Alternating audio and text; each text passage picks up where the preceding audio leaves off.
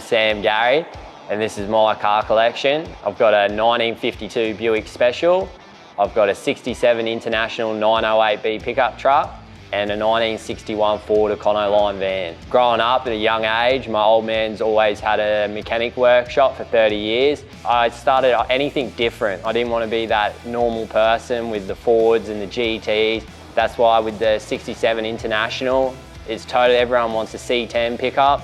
I wanted to be that one person with something different. And then that's what led me towards the Buick as well. You don't see them all the time. And as well as the van, they're not that normal classic car you see every day or every time at a car show. When I got the Buick, it was about 5 years ago from memory.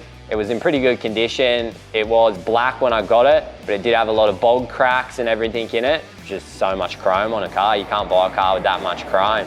But there's a reason why I never got it re-chromed, because it was going to cost me a fortune.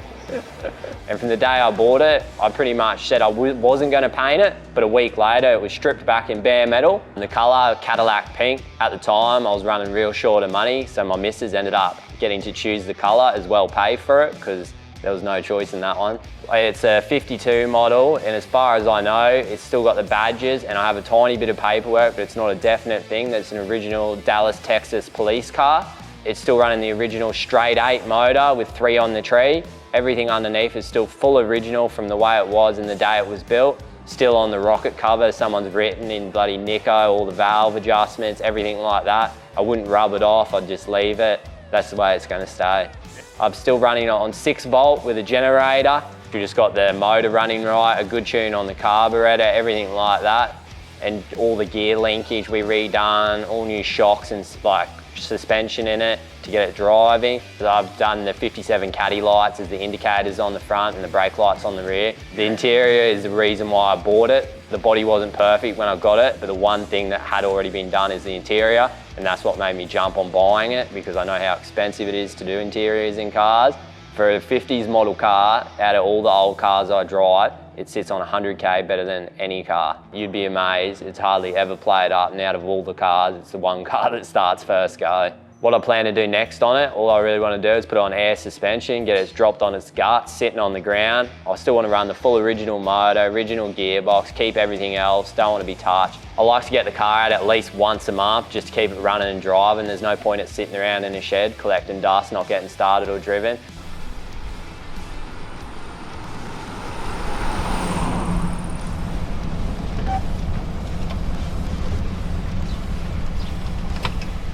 It's a 1961 Ford Econoline. That thing is, to me, is the rare of the rare. I was searching for years and years and years to get one. I've always wanted one out of every car, and it was the first night ever my wife and I was without our 2-year-old for dinner, and a mate sent me the van, and I spent the next 3 hours on the phone negotiating without even looking at it, and I just bought it. Absolute dream, I absolutely love it. Sitting on top of the front wheels, easy to park. I've always loved vans, and this thing just topped it off. Nothing beats a Scooby-Doo van. We put all new suspension in it, all new shocks, redone all the brakes, put a back seat in it, so I got the kids. Got it because that's my daily driver every day. Just a 170 pursuit between the seats. So you pretty much, there has been a couple of times I've had an issue. I'll pop the hatch and you're fiddling as you're cruising along. Put a new electronic distributor in it, new carby on it, just to get everything so it starts first go, every go. And out of all the cars, not a drop of oil on the ground, doesn't miss a beat. It's bare metal on the inside. All we done was insulate the roof and use fence palings to bloody seal it up so it wasn't like a tin box, so I didn't get cooked in it. And then just, slap the back seat in it with baby seats. They love it, eh? Out of the new car, the missus hates it, a new 200 series, and they want to go in the van. Pretty much, this is the eye of our business now.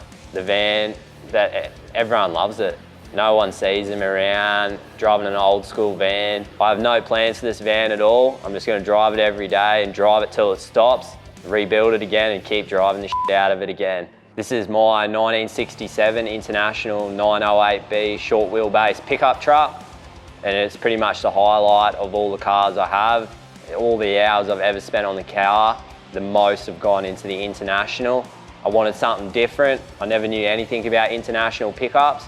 I always had my eyes, like any other young guy, a C10 pickup, and it was my old man that talked me into the International. because he said you don't want to be like everyone else out there. They're just different. The tailgate with the print, then it's not like a dirty C10 pickup truck. They actually have style to it. The International was freshly imported and was sitting there. It was still original. It was a 266 V8 motor with 4-speed on the floor. At the time, I didn't even know how to drive a left-hand drive car with a manual.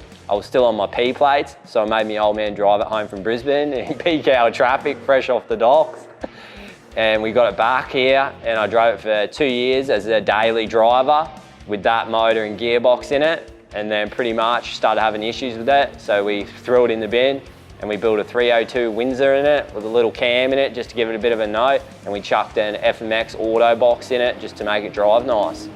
I built it in my shed out at home, stripped it back pretty much to everything, welded every plate in it, bogged it. It was just a real good mate's old man, Mick Brown, that done the final paint job on it. And to me, it's a perfect paint job. I'm happy as with it.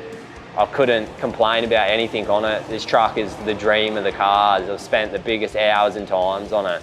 It's an original sort of colour. We wanted a flat sort of colour, so the industrial grey, and it suits it to a T, and I'm happy as with it. The truck's still pretty all original. The only thing, we would have loved to keep the original motor, but we just couldn't get parts for an International 266 V8, and that's why a 302 Windsor was the way to go. Small block, pretty much the hardest part, building the motor, getting the motor to fit, because the motor I bought for a carton of beer, and we stripped it down and hoped for the best.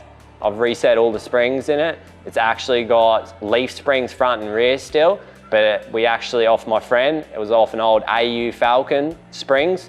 Reset them all myself here in the shed, and drives perfect. Suspension's good, all new shocks, everything like that. It's still running drum brakes front and rear, because drum brakes are for real men, not the rims and tyres we chose, the boys, one of my good mates, Nick, helped me out with that, choosing rims for it. That was the only thing really we changed on it. Just wanted something that's a bit clean and tidy and just to finish it off. Everything in the interior we got redone. That was once again another good customer here at the shop, helped me out with the interior, redo the bench seat, everything. The hardest part as well was setting up the auto shifter on it, setting it up through the floor, making it all look neat and tidy. The next car, the wife wants a Charger, but I think the new 200 will have to get sold to get the Charger.